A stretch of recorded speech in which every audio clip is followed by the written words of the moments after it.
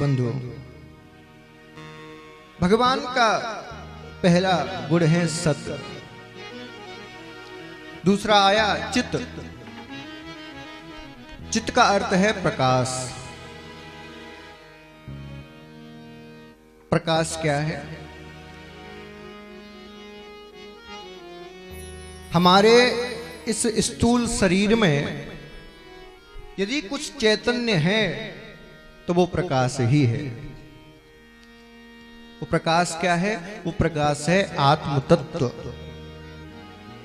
जिसको आप आत्मा बोलते हो, वही प्रकाश स्वरूप है।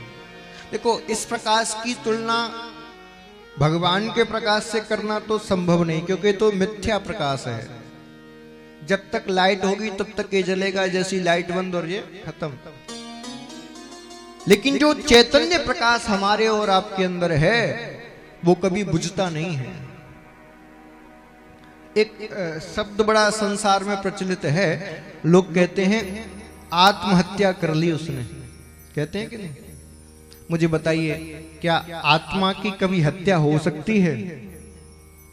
क्या आत्मा कभी मर सकती है? अरे आत्मा तो अजर अमर है, चैतन्य है, अविनाशी है। ना तो वो जन्म लेती है ना मरती है। जन्म तो केवल शरीर लेता है, मरता तो केवल शरीर है। इसीलिए ये शब्द ही गलत है कि कोई आत्महत्या कर ले। हाँ, शरीर की हत्या जरूर हो सकती है, आत्मा की हत्या नहीं हो सकती। और वो आत्म तत्व ही प्रकाश स्वरूप है, सत्य चित्त। और तीसरा कहा आनंद। आनंद क्या है?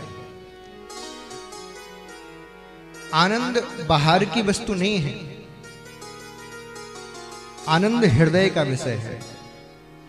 संसार का कोई भी भोग, कोई भी पदार्थ आपको सुख दे सकता है, आनंद नहीं दे सकता। क्योंकि संसार के जितने साधन हैं उनसे सुख प्राप्त होता है, और वही साधन एक दिन दुख का रूप बन जाते हैं। बंदो, यदि आप सुख की चाह करते हो ना, तो इस बात को गांठ बांध लेना कि यदि आप सुख की चाह कर रहे हो तो एक दिन आपको दुख भी मिलेगा। क्योंकि ये एक दूसरे के पूरक हैं। कोई कहे कि दिन के बाद रात ना हो या रात के बाद दिन ना हो तो संभव नहीं। यदि दिन है तो रात भी होगी, और रात है तो दिन भी होगा। ठीक उसी प्रकार जहां सुख आया है वहां दुख आना स्वाभाविक है। इसीलिए यदि कोई सुख चाह रहा है तो वो सुख चाहने से पूर्व इस बात के लिए तैयार रहे कि आगे दुख भी आने वाला है। इसीलिए जो तत्वज्ञानी होते हैं वो सुख और दुख के चक्कर में ही नहीं पड़ते। बोले प्रभु ना मुझे सुख चाहिए ना दुख चाहिए, तो बोले क्या चाहिए? बोले मुझे तो आनंद चाहिए, क्योंकि आनंद कभी समाप्त नहीं होता। और एक बार वो आत्म तत्व आनंद आपके हृदय में प्रकट हो गया तो बंधुओं, सूखी रोटी खाकर भी आप 56 भोग खाने वाले से ज्यादा प्रसन्न हो जाओगे। झोंपड़ी में रहकर भी आप महल में रहने वाले से ज्यादा सुखी हो जाओगे। बस जरूरत है उस आनंद को प्रकट करने की।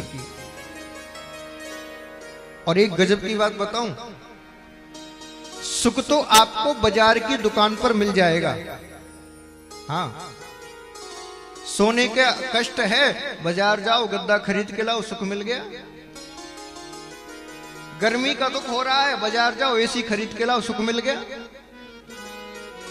सुख और दुख तो आपको मार्केट में मिल जाएगा, लेकिन आनंद नहीं मिलेगा। आनंद कहां मिलेगा? ऐसा कौन है जो आनंद आपको दे देगा? तो संसार में ऐसा कोई नहीं जो आपको आनंद दे सके। जो ये कह रहा है कि मैं आनंद दे दूंगा वो झूठा है।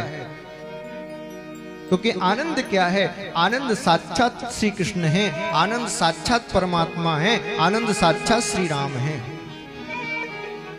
और कोई ये कहे ना कि मैं आपको राम से मिला दूंगा, कृष्ण से मिला दूंगा, मैंने परमात्मा को जान लिया, मैं तुम्हें जना दूंगा, समझ लो वो सबसे बड़ा झूठा है। सबसे बड़ा झूठा है। क्यों? क्योंकि भैया सीधी सी बात है, जो डूबा वो बोला नहीं, और जो बोला वो डूबा नहीं। पानी के अंदर किसी को डुबा दो तो क्या वो बोल सकता है?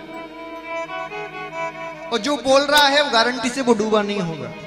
तो जो उस आत्म तत्व आनंद में डूब गया वो कहेगा ही नहीं, वो तो मौन हो जाएगा, वो समाधि में चला जाएगा। और जो कह रहा है समझ लो वो डूबा नहीं है, वो ऊपर ऊपर तैर के आ गया है। इसीलिए आनंद और कौन प्रदान करेगा? आनंद यदि आपको कोई प्रदान करेगा तो उस व्यक्ति का मैं आपको पता बता सकता हूं। जानना चाहते हो? ऐसे याद करो, अभी इस उंगली को धीरे धीरे घुमाओ और ऐसे कर लो। कौन मिला? कौन मिला? अरे वो आत्म तत्व आनंद प्रदान करने वाला कोई और नहीं, आप स्वयं ही हो। एक शायर ने कहा, बोले जमाने में उसने बड़ी बात कर ली जिसने खुदी से मुलाकात कर ली। पूरा समय हम संसार को जानने में निकाल देते हैं, लेकिन अपने आप को नहीं जान पाते। हु आई एम, मैं कौन हूं? बंधुओं, ये आनंद आपको कब मिलेगा? जिस दिन आप ये जान जाओगे कि आप कौन हो, उसी दिन ये आनंद मिल जाएगा। मुझे बताइए, आपकी इतनी उम्र हो गई, आपने पड़ोसी को जाना, परिवार वालों को जाना, समाज वालों को जाना, घर वालों को जाना, लेकिन क्या कभी जाना कि मैं कौन हूं? क्या कभी अपने आप से प्रश्न किया कि मैं इस धरती पर क्यों आया हूं? क्या कभी अपने आप से पूछा कि मेरा जन्म क्यों हुआ है? खाना कमाना, बच्चे पैदा करना, ये तो जानवर भी कर रहे हैं। उसमें आपने नया क्या कर लिया? सुबह से शाम तक एक घोड़ा गाड़ी खींचता है, वो भी तो कमाई रहा है। उसके भी बच्चे होते हैं, वो भी बच्चे पैदा कर रहा है, वो भी भोजन करता है। वही काम आप भी कर रहे हो। फिर आप में और पशुओं में अंतर क्या हुआ? जो देव दुर्लभ आपने मानव का तन प्राप्त किया है, इसका क्या आपने सदुपयोग किया? कथा नाच गाने का विषय नहीं है, कथा आत्म तत्व को जानने का विषय है।